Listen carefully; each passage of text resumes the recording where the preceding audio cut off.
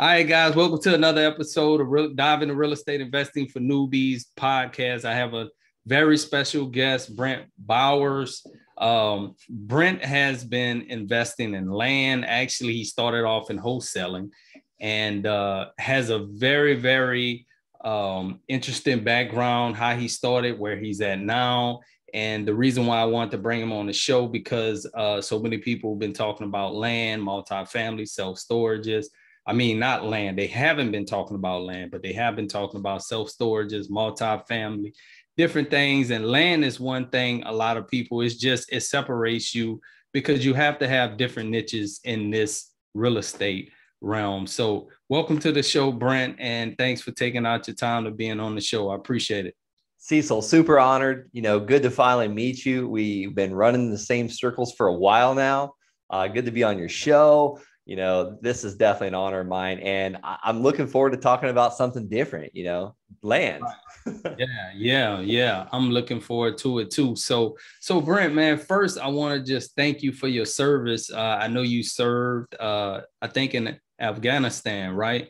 Yeah, I did 2 tours in Afghanistan, 2 deployments out there. Yeah, thank you for your service, man. I know there's a lot going on right now with the troops being pulled out. So it's just continue to keep our prayers up for the troops and people who have served, man. It's just, like I said, I appreciate it. I have family members. I have never been in the service or military, but I know it's a big sacrifice and risk. So I appreciate that. But tell us a little bit about your journey with that and how that has brought you into real estate, actually. Yeah, it's been an incredible journey. I kind of did things a little bit different than most. I started in 2007 in real estate, bought my first rental property. Also had just gotten my real estate license because I wanted it like the inside edge on all the deals coming through. Took a shot at the first one I found. And honestly, I'd say that's kind of the key to my success. I'll just pull the trigger, see how it goes, re-aim and pull it again type thing. And everyone knows what happened in 2008, 2009. Pretty much just gave away a company that I was running with my father. It's like, hey, you take this. I'm going to the coast. I'm going to be a hotshot realtor. I got my first rental property.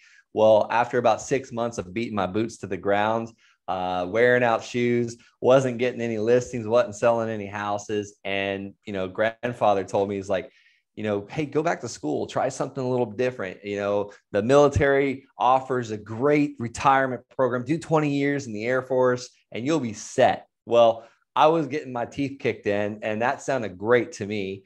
So went to the Air Force recruiter. It's about October, it's actually September 2009-ish timeframe. And guess what? They didn't want me. So luckily the Air Force recruiter was kind enough to say, and I still remember what he looks like. He said, hey, go next door to the Army. They'll take anybody. So I was like, sure, let's do it. I'm coachable. So before I knew it, I was in basic training a month later in the Army. And then shortly after that, heading to Germany. And then I was there in Germany for about 2 months on my first deployment, my first 12-month deployment in Afghanistan. Mm-hmm. Did that till about 2013, back and forth between Germany and Afghanistan. And then the Army decided they were going to make me an officer. They were going to pay me to go to college, be an officer. And I got back to the States in 2013, started buying houses again, started getting into rentals, was house hacking. And, we have a similar mentor, Tom Kroll, which I've now got the honor to be a wholesaling coach. I'm a wholesaling land coach. But he taught me how to wholesale houses. And that was really fun. That helped. I paid for some college classes with that.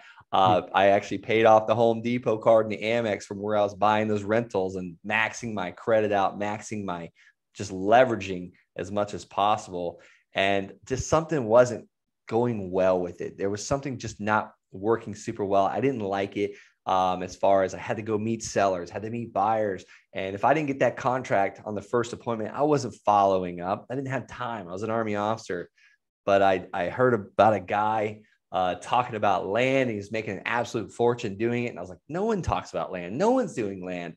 I'm not even mailing my land records. I've got these land records. I got the tax delinquent records for land that I'm not mailing it. So I just took a leap of faith, Once again, sent out 687 postcards to landowners that were behind on their taxes, and my phone exploded.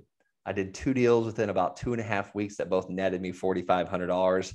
And that second deal actually turned into a cash flowing note. Like, it paid me $400 a month. So I was hooked after that.